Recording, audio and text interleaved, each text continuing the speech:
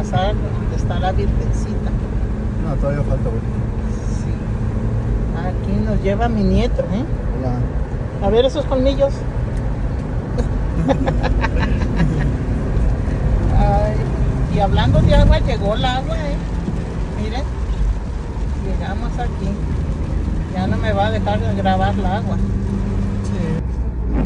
Hay unas vaquitas.